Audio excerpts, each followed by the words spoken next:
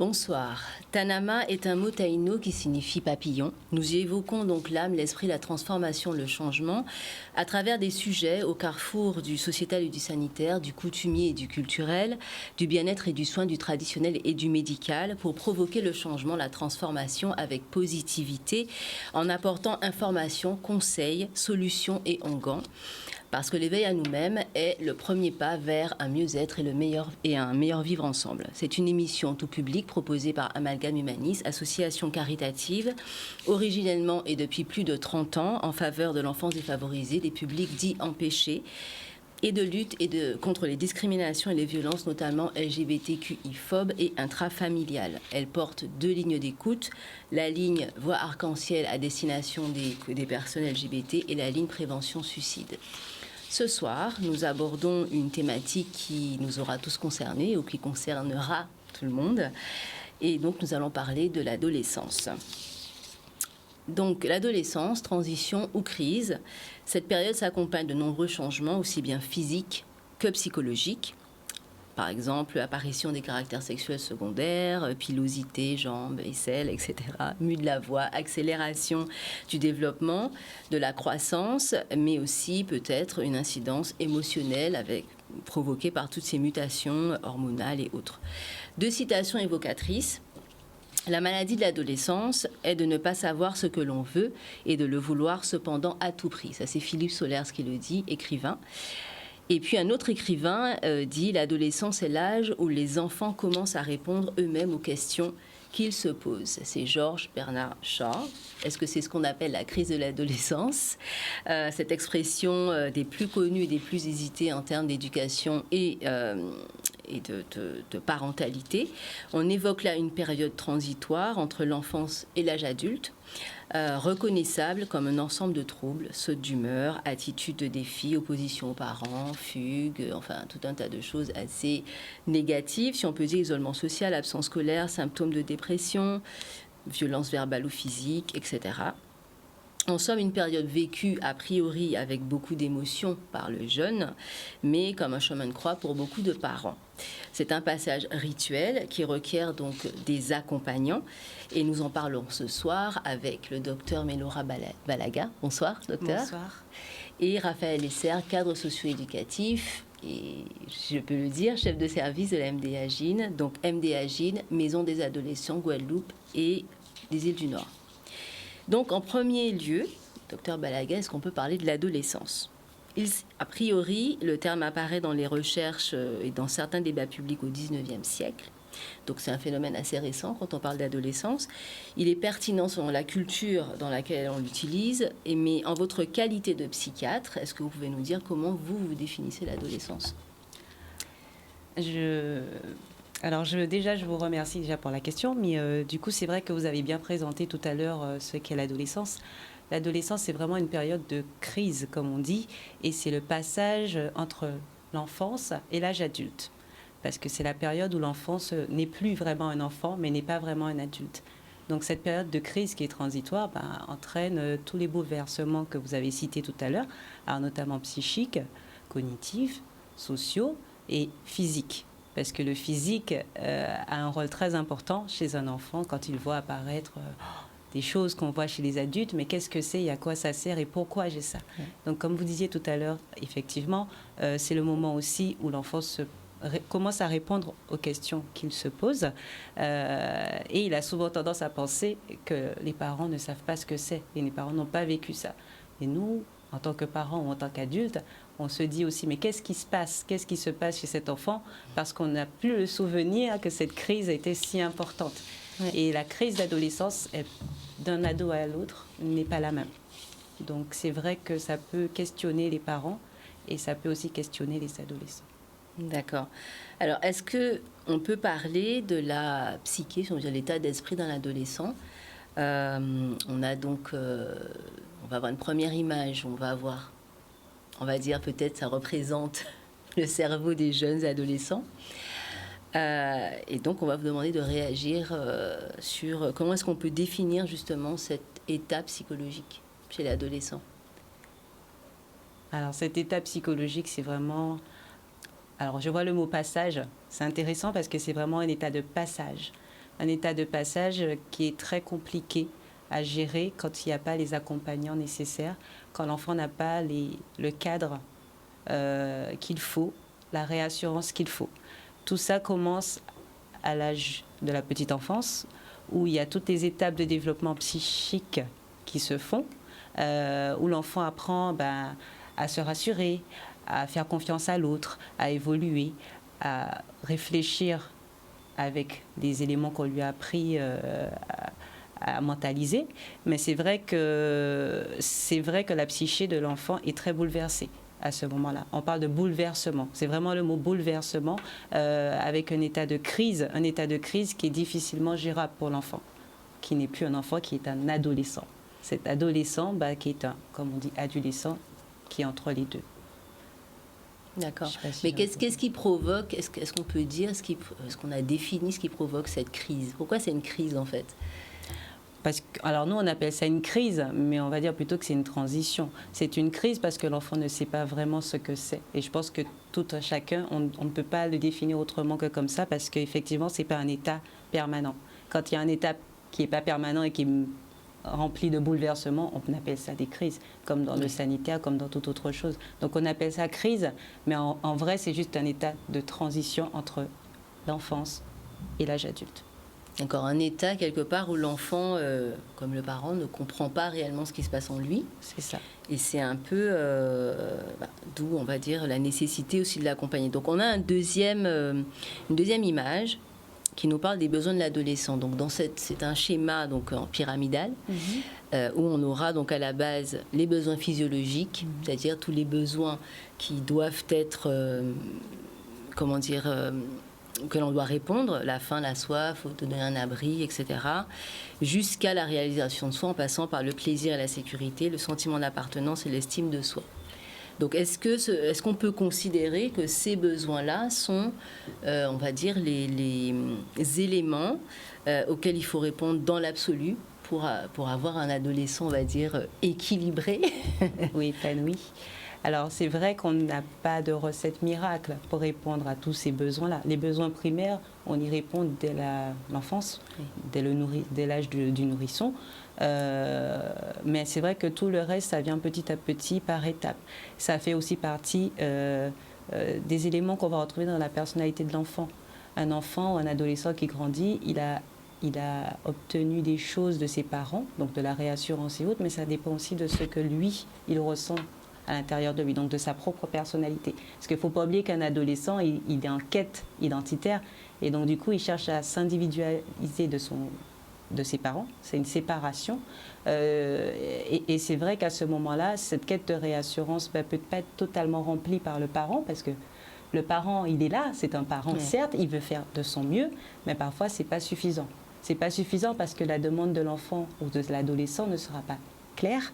Le parent ne saura pas comment y répondre et il ne se rappellera même plus de comment lui, c'est un truc magique qu'on a, on ne se rappelle pas forcément de comment ça se passait quand on était adolescent et on imagine que le parent est sachant. Donc le parent saura répondre à cette chose qui nous angoisse sans pour autant lui dire ce qui ne va pas. Et c'est vrai que les ados parfois ont du mal à verbaliser ce qui ne va pas et surtout à leurs parents, surtout à leurs proches. Donc c'est vrai que les accompagnants dans cette période-là sont très importants. Un accompagnant peut être de toutes sortes, mais c'est vrai que ça peut être un professionnel, c'est bien, mais ça peut aussi être un autre membre de la famille ou quelqu'un qui est là et qui est à l'écoute pour pouvoir aider dans cette période transitoire. D'accord. Monsieur Esser, est-ce que vous avez quelque chose à rajouter sur votre expérience aussi avec les adolescents? Oui, pour compléter un peu les propos du docteur Balaga. Mais en fait, l'adolescence, effectivement, comme elle l'indique depuis tout à l'heure, donc c'est une phase de transition. Mais dans cette phase de transition, il y a quelque chose qui est très important parce qu'on relie souvent les enfants avec leurs parents, mais c'est aussi tout ce qu'il y a autour d'eux. Et à l'adolescence, les les jeunes, les adolescents vont avoir tendance un peu à s'éloigner de leurs parents et aussi à se rapprocher de leurs pères, donc de ceux qui ont leur âge, les autres jeunes. De leur père, PAIR. PAIR, Oui. effectivement. Et ça, c'est aussi une donnée très importante, c'est-à-dire que ce qui va aussi construire un adolescent, c'est bien sûr toute l'éducation, tous les repères qu'il a eus depuis sa tendre enfance, mais aussi dans cette période charnière, tout ce qu'il y a autour de lui, que ce soit donc les jeunes de son âge, que ce soit son environnement social, son quartier, son école, et tout ça, ça contribue un peu à la construction identitaire de ce jeune. Et on peut avoir des enfants qui ont de très bonnes relations avec leurs parents, qui dans la sphère familiale, ça va bien se passer, et à l'école, ça va pas bien se passer.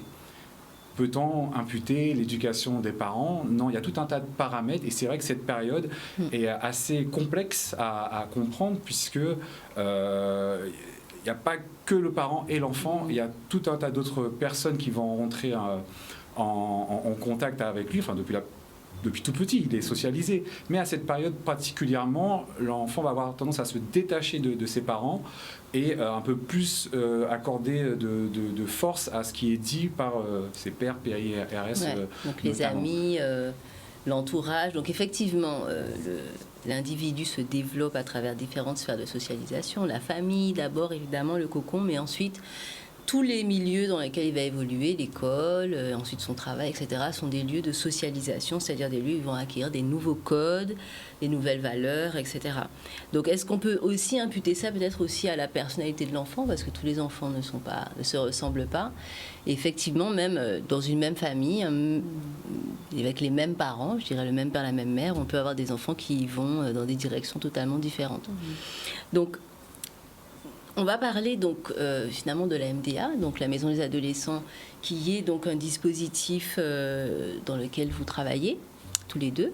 Donc l'idée déjà, c'est de nous expliquer l'histoire en fait de la Maison des Adolescents. Qu'est-ce que c'est qu'une Maison des Adolescents en fait, Monsieur Esser? Donc la première Maison des Adolescents a été créée à la fin des années 1990, début des années 2000 au Havre. Donc ça dépendait d'un service hospitalier. Et c'est vrai qu'à l'époque, ces premières maisons des adolescents s'est monté un peu en complément de ce qui manquait pour les jeunes qui étaient en souffrance, en mal-être. Et donc, au sein de l'hôpital du Havre, ils ont créé cette maison des adolescents. Petit à petit, ce dispositif a fait du chemin. D'autres maisons des adolescents se sont créées et après, les pouvoirs publics s'en sont saisis. Et sous la présidence de M. Chirac, donc c'est quelque chose qui s'est développé sur tout le territoire. Et jusqu'au jour d'aujourd'hui, où on peut compter donc 117 maisons des adolescents, pratiquement tous les départements français et d'outre-mer en sont pourvus.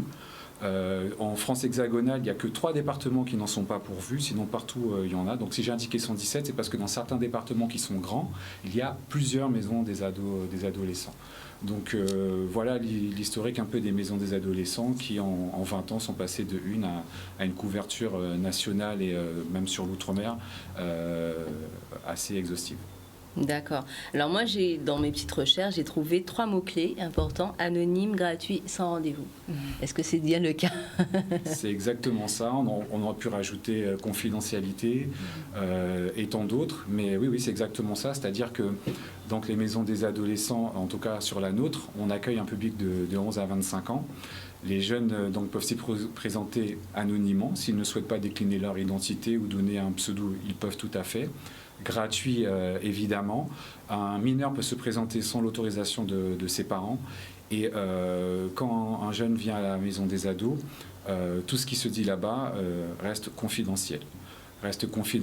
Et il faut aussi indiquer qu'à la maison des adolescents, donc peuvent venir des jeunes de 11 à 25 ans, mais aussi des membres de leur entourage, leur famille, leurs parents, leurs tantes, leurs cousins, des adultes qui ont un intérêt pour le jeune de 11 à 25 ans et du coup qui vont venir solliciter les professionnels qui interviennent à la maison des adolescents. D'accord. Alors est-ce qu'on peut maintenant parler plus précisément de la MDA en Guadeloupe, donc qui s'appelle précisément MDA-GIN, donc Guadeloupe et Île-du-Nord. Donc c'est un dispositif, ce dispositif est porté donc ici par le PSM. Donc moi j'aurais aimé qu'on parle de la question de l'équilibre des jeunes d'un point de vue psychique. D'accord. Donc je suis allée chercher la définition de la santé mentale. Parce que je pense qu'on a beaucoup de défiance chez nous par rapport à ce mot mental qu'on va tout de suite en fait associer à la maladie, alors qu'en fait le mental c'est simplement une partie de nous-mêmes. Il y a le physique, le mental et l'équilibre, la santé, c'est simplement un équilibre qu'on va trouver autant physiquement que mentalement. Donc la santé mentale est définie comme un état de bien-être dans lequel un individu peut réaliser son propre potentiel et faire face aux situations normales de la vie et au stress qu'elle génère, c'est-à-dire travailler demain, aller à l'école, faire ses devoirs, gagner sa vie, payer ses factures, enfin tout ce qu'on fait, voilà, en sachant que ça peut générer effectivement du stress ou de l'anxiété. Donc une personne en bonne santé mentale peut notamment contribuer à sa communauté et travailler de façon productive. Selon cette définition, être en bonne santé mentale ne consiste donc pas uniquement à ne pas avoir de maladie, puisque la maladie mentale se définit par des changements qui affectent la pensée, l'humeur ou le comportement d'une personne et qui lui causent de la détresse ou de la souffrance. Donc, est-ce qu'on peut réagir sur ça, docteur Balaga ? Oui, la santé mentale, c'est vrai que, comme vous disiez tout à l'heure, aux Antilles, ça reste très compliqué à aborder parce qu'on pense directement à la folie, pour vulgariser le mot. Mais c'est vrai que tout un chacun, comme on peut le voir, je pense au quotidien, on a des moments où notre humeur, où notre état de stress est fluctuant. Donc c'est vrai que quand on est dans une quête d'équilibre mental, c'est quand on cherche à être plus épanoui pour pouvoir avancer.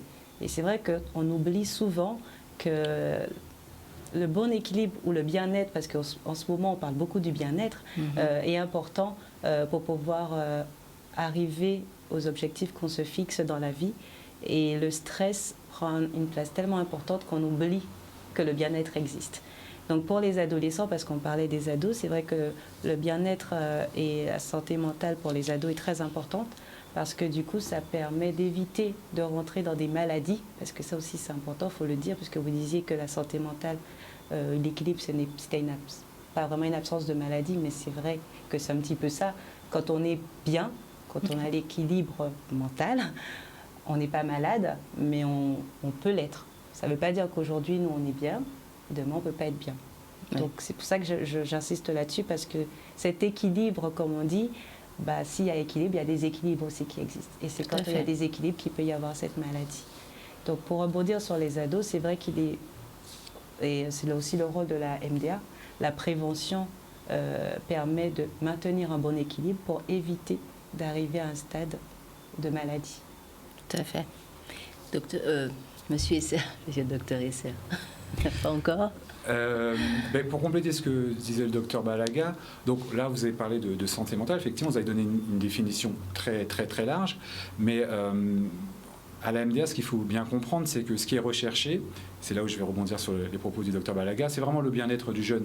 Et en fait on va avoir des jeunes qui vont venir pour des raisons vraiment différentes, donc certaines vont correspondre à ce que vous avez indiqué par rapport à la santé mentale, mais vraiment on peut être sollicité à la maison des adolescents, que ce soit par les jeunes ou par leur famille, sur des sujets, des thématiques extrêmement différentes, parce que nous, le propre de ce projet, c'est aussi de s'adapter aux besoins de la jeunesse guadeloupéenne, et elle est traversée par de nombreux maux, que ce soit tout ce qui est lié en termes de chômage ou de précarité, et donc tout ça, quand ça s'accumule, ça génère chez les jeunes différentes difficultés qui ne sont pas que sur la sphère de la santé mentale, mais en termes d'insertion professionnelle, en termes d'addiction, en termes d'accès à la santé ou autre chose. Et le projet de la MDA, c'est vraiment d'accompagner de façon globale ces jeunes qui, peut-être à un moment donné dans leur parcours, ont besoin d'être accompagnés, soutenus face à un moment un peu difficile, ou qui sont peut-être qui ont besoin d'informations, de conseils et de soutien. Donc la santé mentale, bien sûr, c'est un aspect sur lequel on va travailler parmi tant d'autres, mais vraiment ce qui est recherché, et je vais répéter les termes de ma collègue, c'est vraiment le bien-être du jeune, mais dans sa globalité. D'accord.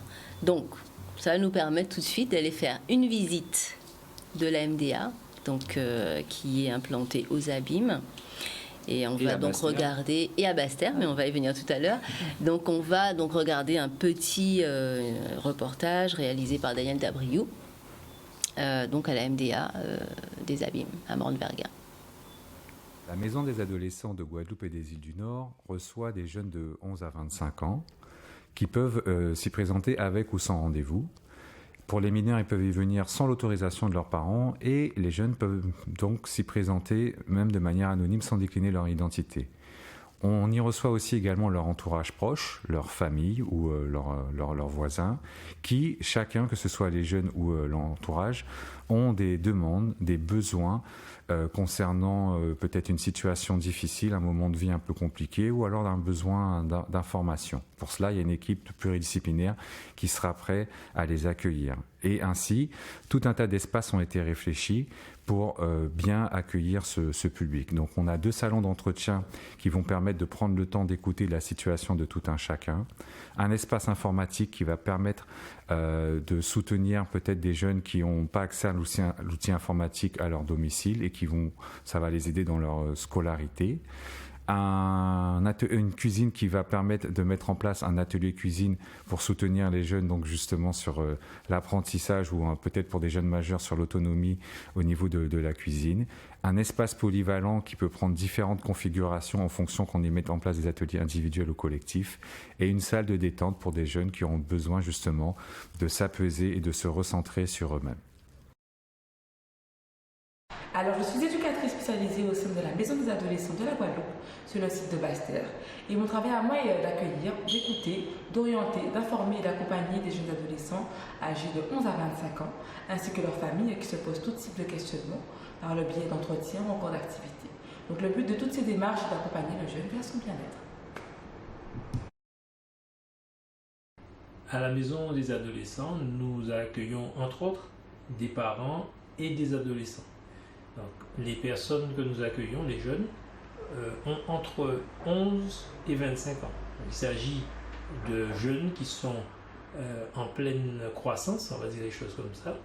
Et mon rôle en tant que psychologue clinicien est de pouvoir les écouter, leur offrir un accompagnement, les aider dans des choix décisionnels sur le plan identitaire, parce qu'il s'agit quand même d'une période qui est caractérisée par une forme de paradoxe, où ils se cherchent, ils ne savent pas trop, où ils ont besoin d'appui.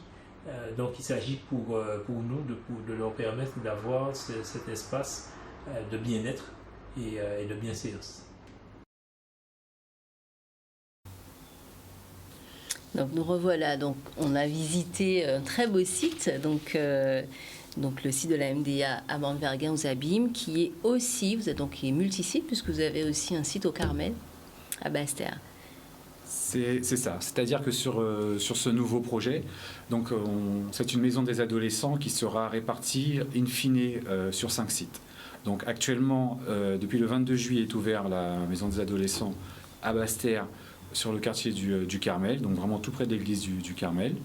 Depuis le 5 août aux Abîmes à Morne-Verga. D'ici juin 2022, on va ouvrir sur la même période une antenne de la MDA et sur la commune du Moule et dans les alentours de la commune de Déé. Et enfin, donc là on sera à 4 sites, 2 sur la Grande Terre, 2 sur la Basse Terre, et le dernier site, d'où notre appellation Maison des adolescents de Guadeloupe et des îles du Nord, fin 2022, début 2023, ça sera sur Saint-Martin, donc pour les populations des îles du Nord, donc à savoir Saint-Martin et Saint-Barthélemy. Donc là, ça sera une maison des adolescents avec 5 sites.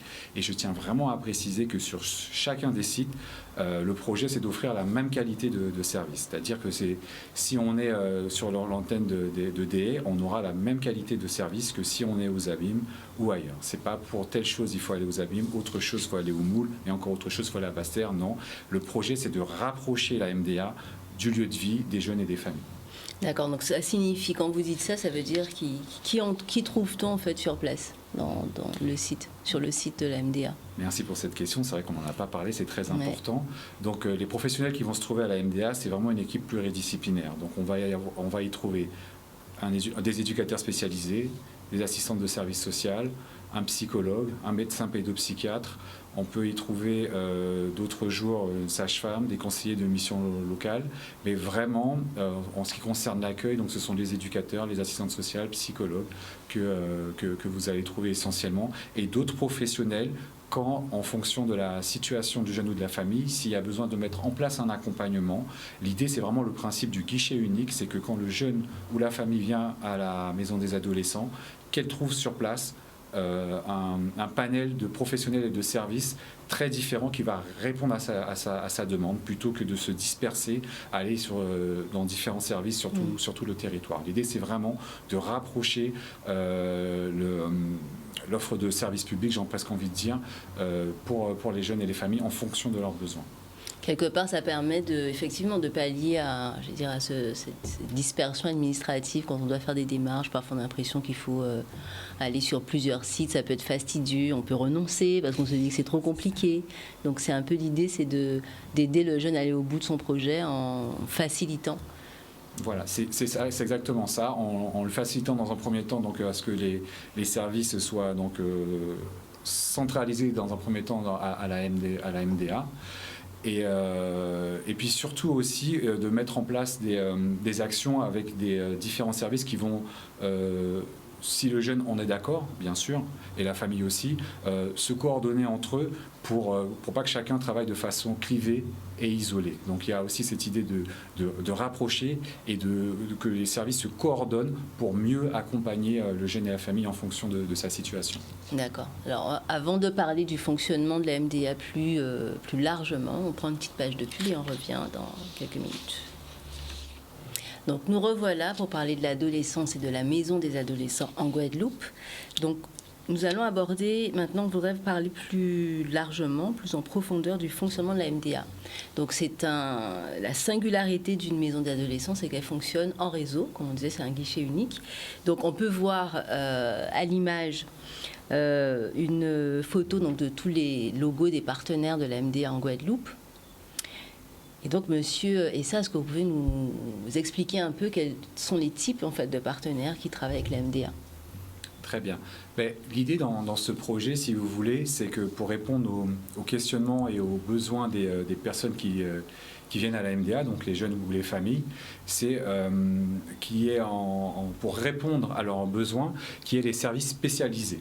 Donc pour cela, on essaye de s'entourer des différents partenaires qui peuvent intervenir sur les différentes thématiques qui peuvent concerner les jeunes ou les familles. Donc actuellement, on a un réseau de 27 partenaires contributeurs, donc c'est-à-dire qui participent en mettant à disposition certains de leurs professionnels au sein de la maison des adolescents.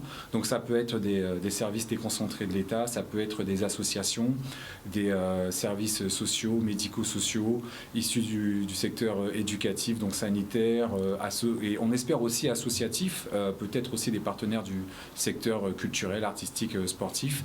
L'idée, c'est vraiment que quand face à une situation, qu'on ait le bon professionnel, le bon service compétent pour pouvoir, le ou les, parce qu'il y a des fois, il y a des situations où il faudra justement trouver plusieurs axes de réponse à leur proposer. Donc voilà, l'idée c'est vraiment de s'entourer des spécialistes de chacune des thématiques que peuvent rencontrer les jeunes et les familles quand ils se présentent à la MDA. Ok. Donc regardons un petit reportage sur la MDA, son fonctionnement, et on revient juste après. Toujours dans cet esprit collaboratif et de mutualisation des compétences, à la MDA de Guadeloupe et des Îles du Nord, on fonctionne en commission. Donc, 5 commissions ont été mises en place.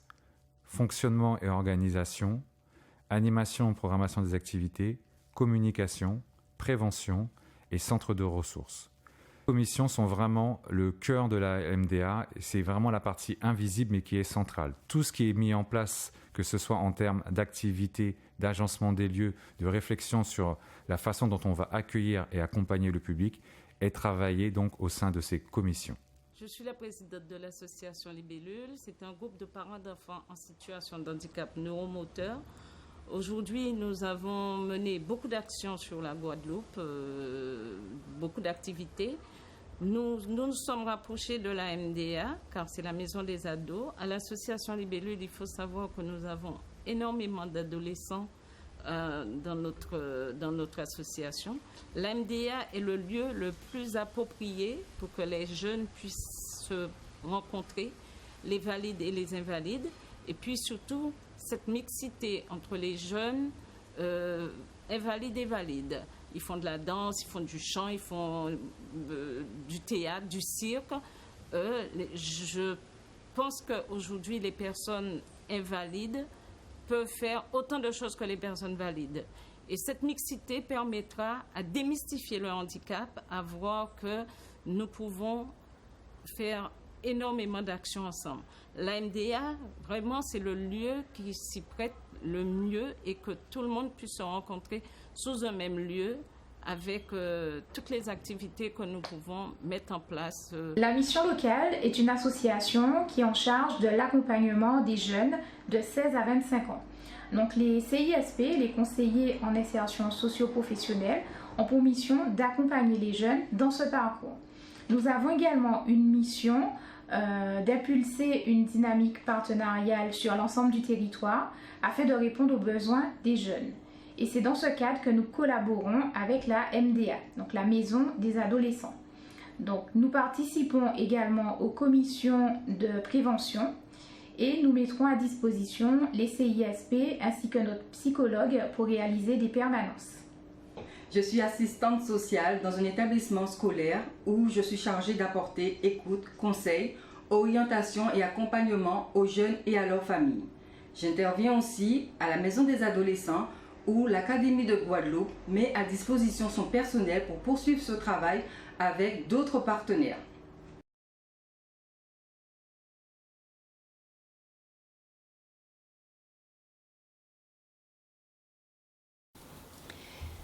Donc, on a vu un peu le fonctionnement ou quelques-unes, c'était plutôt des femmes, des actrices, qui travaillent avec la MDA. Est-ce qu'on peut parler justement de la complémentarité des compétences en évoquant quelques cas d'espèce, un exemple, comment le processus, comment ça se déroule. Un jeune vient avec sa famille, on prend un exemple, et comment se déroule en fait la réception, l'appréhension du problème, etc. Ou de la demande, je dirais. Donc quand un jeune prend contact avec la MDA, il y a au moins deux façons de le faire. Ça peut être téléphoniquement. Donc dans ce cas-là, il aura affaire au secrétaire chargé d'accueil. Donc il y en a une aussi sur les deux sites, une sur les Abîmes, une sur Basse-Terre. D'ailleurs, je salue mes collègues qui font un travail considérable. Et ce sont ces deux mêmes secrétaires chargés d'accueil qui accueillent aussi les jeunes et les familles de manière physique. Donc, comme je disais tout à l'heure, ce premier contact peut être téléphonique parce que des fois, il y a beaucoup de choses qui se disent aussi au téléphone. Et donc, ils peuvent déboucher sur un rendez-vous si besoin est, ou sinon une orientation par rapport à la demande de la personne vers le service compétent. Donc, sur l'accueil physique, c'est le même principe. La personne vient, donne quelques éléments de ce qu'elle a envie de donner à la secrétaire chargée d'accueil. Et dans ce cas-là, s'il y a besoin que la personne soit reçue, la secrétaire chargée d'accueil va aller chercher les professionnels qui sont sur l'accueil. Donc, les professionnels qui sont sur l'accueil sont issus de notre réseau de partenaires. Donc, on a nos collègues du Point Accueil Écoute Jeunes. On a aussi les collègues de l'Éducation nationale. On avait une assistante sociale de service scolaire, donc des assistantes sociales de collège et de lycée. Il y a aussi les éducateurs de la PJJ, la protection judiciaire de la jeunesse. Et j'en oublie certainement et je m'en excuse. Donc voilà, on a donc aussi les éducatrices de la MDA et le psychologue de la MDA qui sont sur l'accueil. Donc les jeunes ou les familles sont reçus, expliquent pourquoi ils sont venus, et là c'est vraiment le temps de l'écoute. Puisque à la MDA, notre qualité première, notre leitmotiv, c'est l'accueil et l'écoute. Donc là, on prend le temps d'écouter la personne, d'échanger avec elle pour bien comprendre sa situation. Et en fonction, si besoin est, soit on peut, comme je disais tout à l'heure, orienter vers le partenaire si la demande est très précise et qu'elle ne nécessite pas d'un accompagnement au sein de la MDA, ou sinon on proposera un accompagnement au sein de la MDA.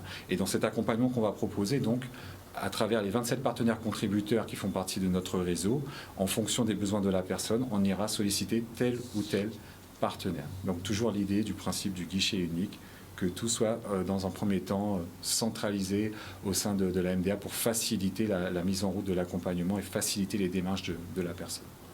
Très bien. Donc la MDA donc, fournit, on va dire, un service qui tient autant de l'écoute, ça peut être de l'orientation, par exemple si c'est au niveau scolaire, ou peut-être discuter de son avenir, je ne sais pas, d'un point de vue psychologique, de la prévention également. Donc, docteur Balaga, est-ce qu'on peut évoquer un petit peu l'état psychologique des jeunes en Guadeloupe?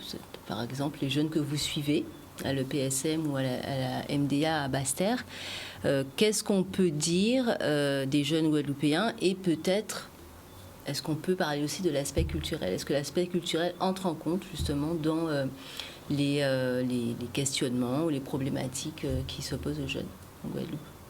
Alors, à l'heure actuelle, c'est vrai qu'on voit beaucoup d'ados qui se retrouvent en difficulté, je dirais plus par rapport à la situation sanitaire actuelle, avec le stress qui se surajoute. De ce que j'ai pu voir ces dernières années, c'est quand même que les adolescents ne sont pas fermés à se présenter à un psychologue ou à un psychiatre. Parfois, ils sont même dans la demande. Je dirais que c'est plutôt l'entourage qui peut être embêté par cette demande ou en incompréhension. Parce que c'est vrai que culturellement parlant, avant d'arriver à un psychiatre, on le sait bien, on passe par plusieurs choses, notamment la religion. Alors, je suis croyante, j'ai pas de problème avec ça. Culturellement parlant, je sais que ça peut être pas facile de se dire que notre enfant va aller voir un psychiatre ou un psychologue. Qu'est-ce que j'ai raté? Parce que le parent se demande souvent qu'est-ce que j'ai mal fait à l'adolescence. C'est pas qu'on a mal fait, c'est peut-être parce que l'enfant a besoin de quelque chose qu'on n'est pas en mesure à l'heure actuelle de lui fournir, mais c'est vrai qu'on a du mal. Alors, culturellement parlant, on dit souvent, mais il y a la tati, il y a la marraine, il y a le tonton, il y a toujours quelqu'un qui peut y aller, qui peut discuter, qui peut essayer d'accompagner. Mais c'est vrai que le jeune, aujourd'hui, parfois demande un professionnel, demande quelqu'un de plus, je dirais pas de compétence, ce n'est pas de la compétence, mais quelqu'un qui soit extérieur.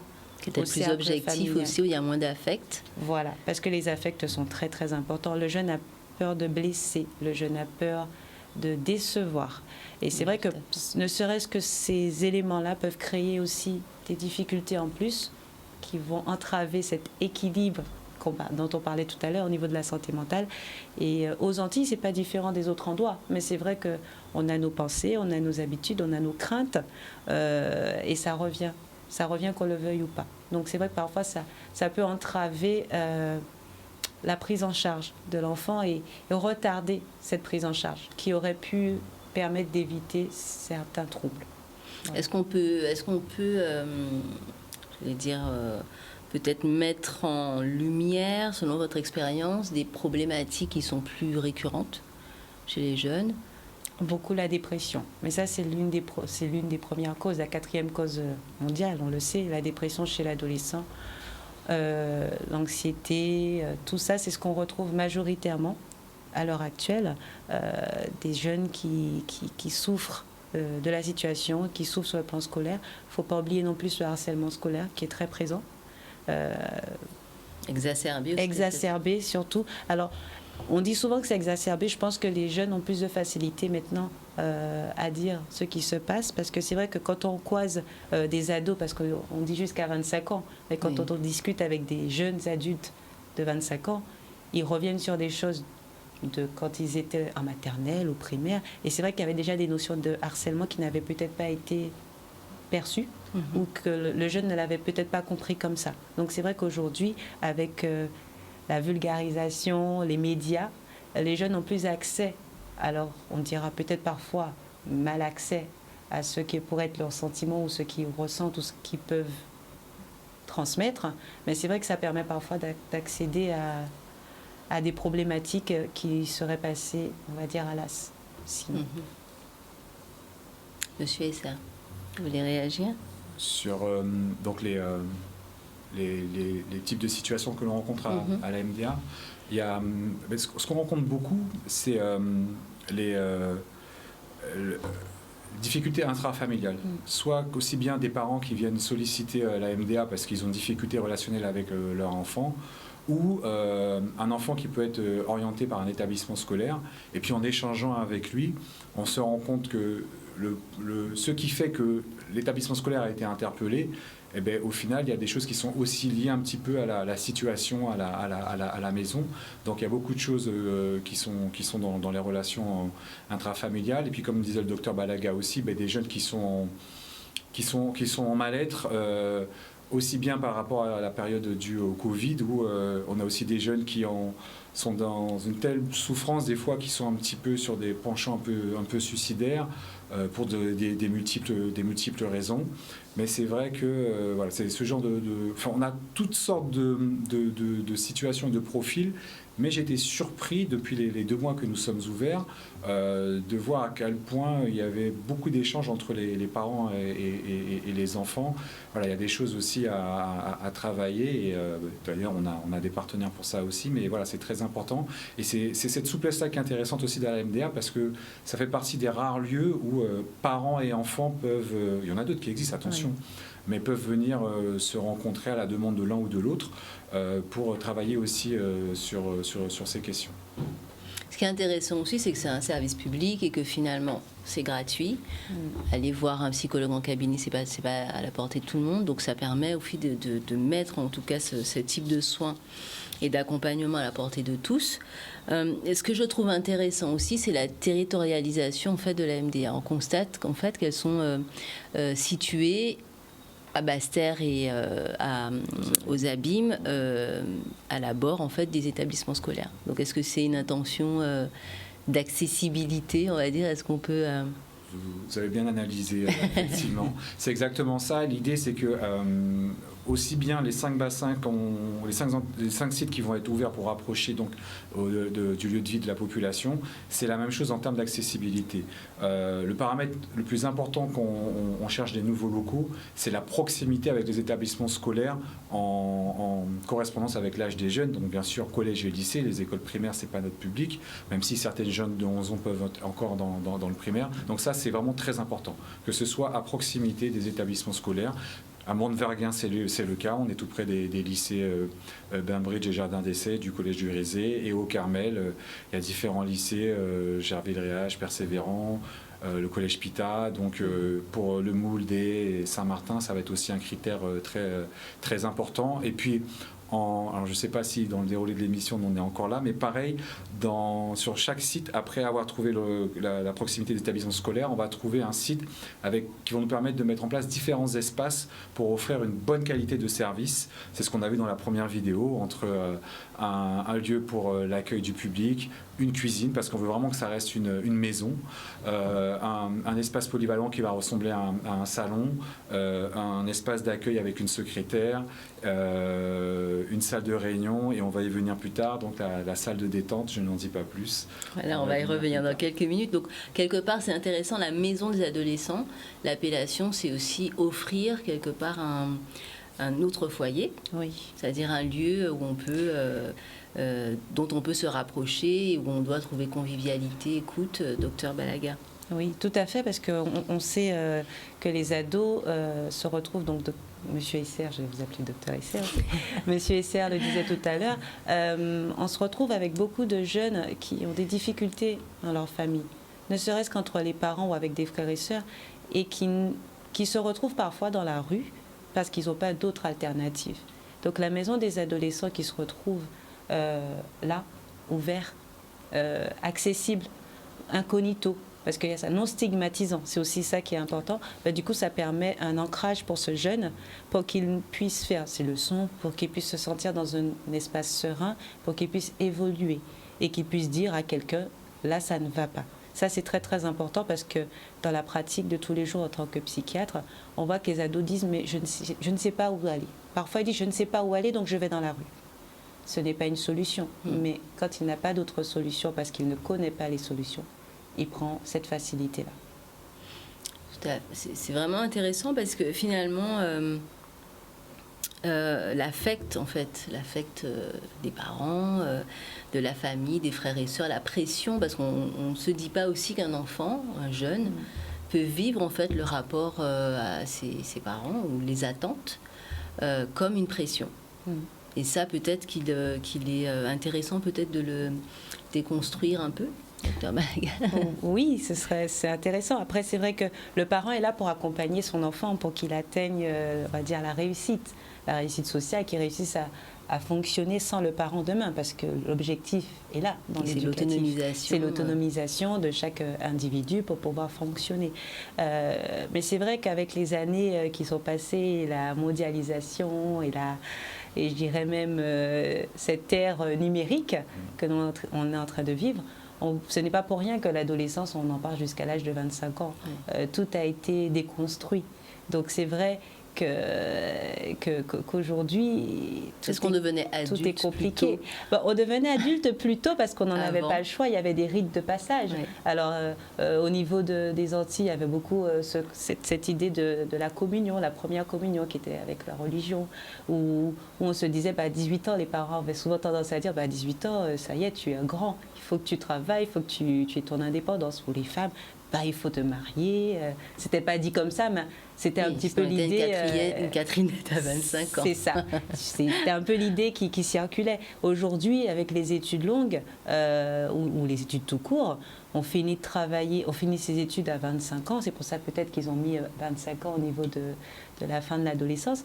Et être autonome, aujourd'hui, ce n'est plus possible avant un certain âge.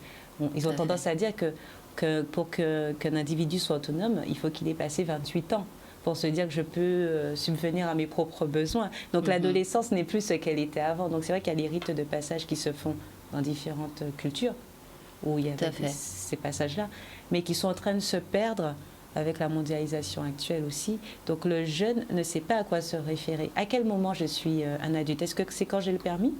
Pas vraiment, puisque je vis chez maman.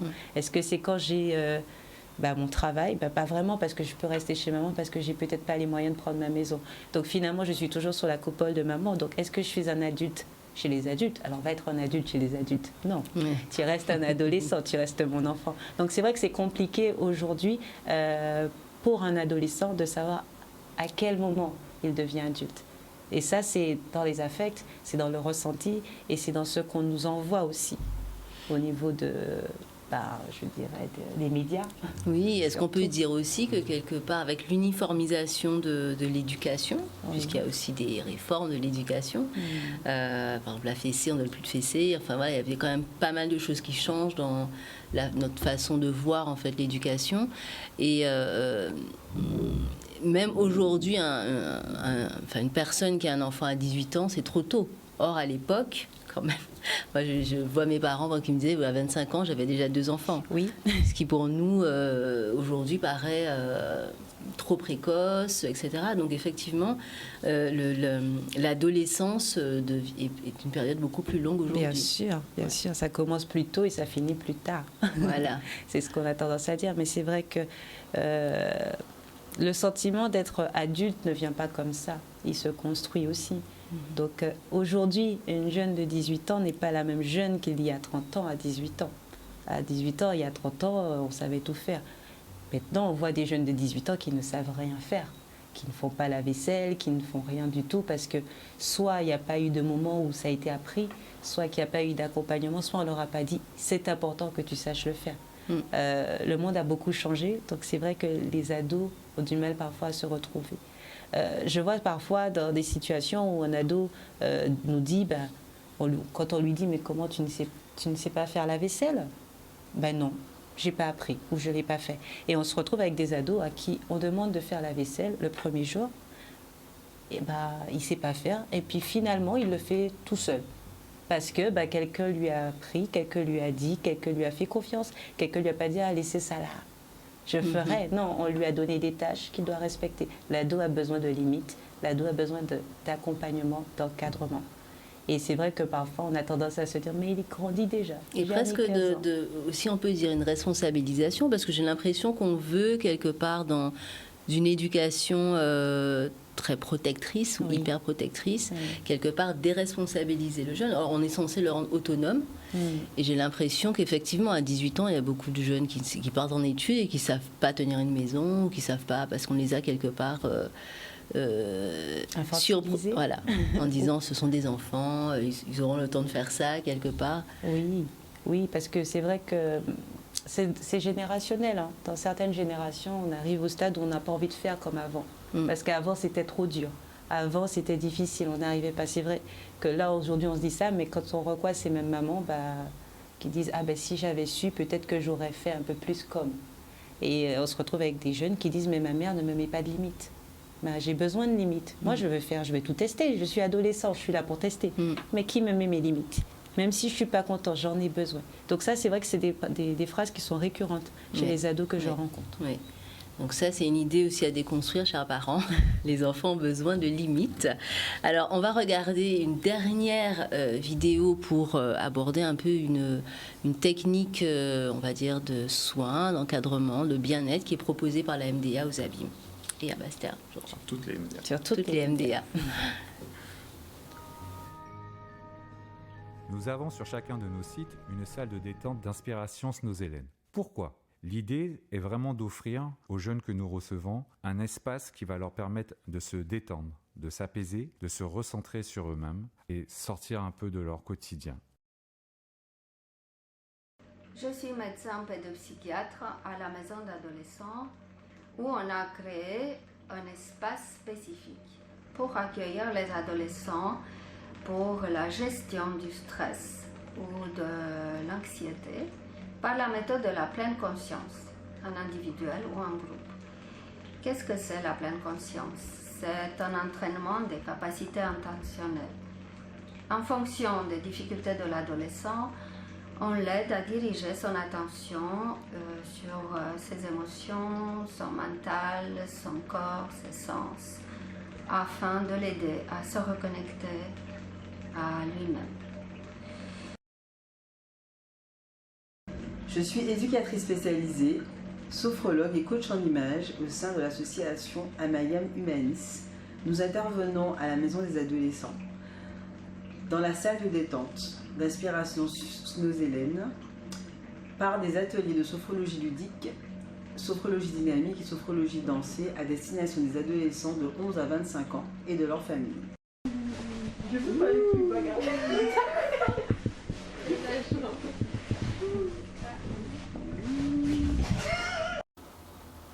Donc on a vu quelques images donc, de cette salle d'inspiration Snozelen. Donc rapidement, le terme Snozelen est un terme qui a été créé avec deux verbes en néerlandais. Le premier, snuffelen, qui signifie flairer, fureter, donc qui appelle plus une dimension de curiosité, découverte, et l'autre, dozelen, qui signifie somnoler, estomper, adoucir, qui renvoie davantage une idée de calme, de sérénité, de détente. Donc est-ce qu'on peut réagir rapidement sur cette salle que vous pourrez retrouver, qui vous permet de vous explorer en fait? Très rapidement, donc dire que c'est...